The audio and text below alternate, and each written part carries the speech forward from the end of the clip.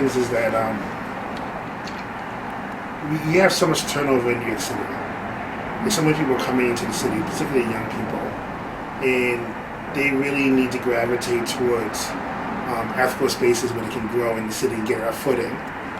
When my father first came into New York City in the 1960s, there were bars that were like a North Carolina bar, a South Carolina bar, a Virginia bar, a bar where like folks from back home gathered, and you can get your footing and find out about jobs. You can get your mail there. You can hang out and just get to know folks.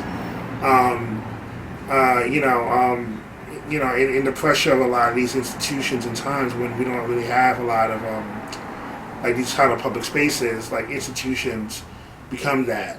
And so I feel that there's a special need, particularly within social justice movements, to create these kind of ethical spaces for young people, where they can gather, they can plan, they can feel safe, they can do good, right?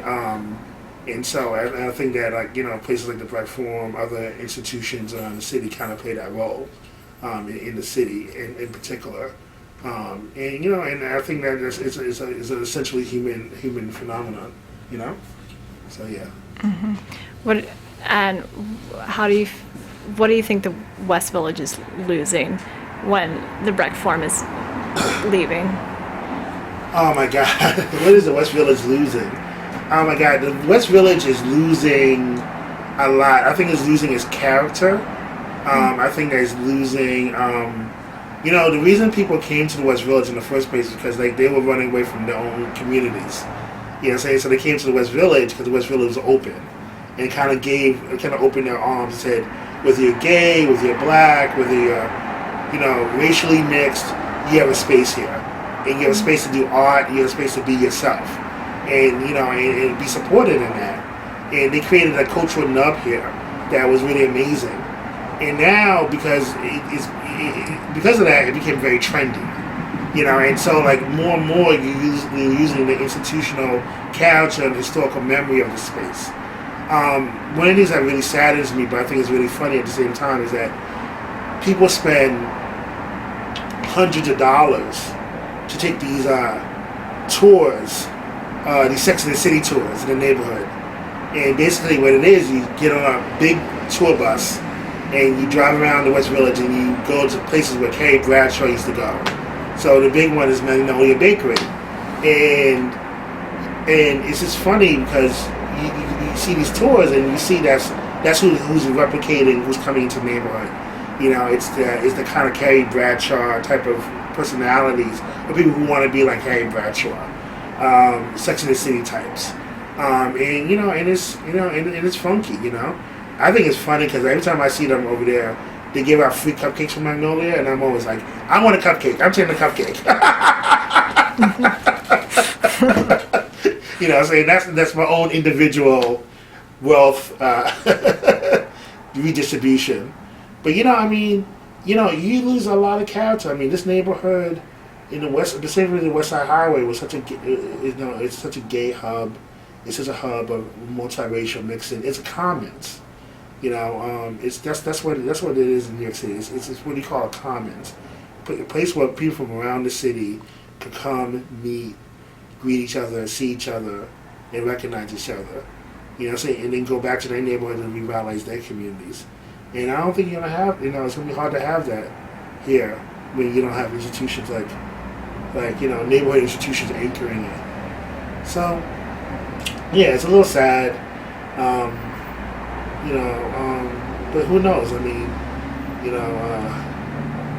maybe we'll make a comeback. There's always second acts in politics, right? So we'll see what happens. That the Brecht Forum will make a comeback. Yeah, come back in this neighborhood. Come back, or come back even stronger. The thing about it is to be honest with you, the original project of Brecht Forum was not to be this one monolithic institution, but to really be in every single community, right? Because I think every community deserves to have a Brecht Forum, right? I think every community deserves a space where you can interact with intellectuals and activists, and people can drop in and use the space and do whatever. in order for that to happen, I think you need to like think now about having a movement of thousands. Like I think we have to move from just having movement spaces to having movement communities. Someone said something that was really wise to me. It's like we need to move from charismatic leadership to charismatic communities, and I feel like that's the way we have to go into. And I think that we have to create those conditions where people feel charismatic and feel good and be like, we're going to create like spaces where like we have ownership and control over. So you need to have a Brecht Forum in the South Bronx. You need to have it in Harlem. You need to have it in Delaware. You need to have it in Indonesia. You need to have it all over the place and call it whatever you want to call it. Call it the Audre Lorde Forum. Call it the Jane Jacobs Forum. Call it whatever. Whatever is the place that is institution. That you feel inspired to do it so, and do it in your living room. I think that's really great. This woman came from Berlin, and she said something that thing that really hit me, and she said, "I've been showing this film about black folks in Berlin for years, but this is the first time I was able to show it outside someone's living room in a public space." And I was like, then when she said that, I was like, my God, like, that's when I was really like, wow, like, this space is amazing. This is really special.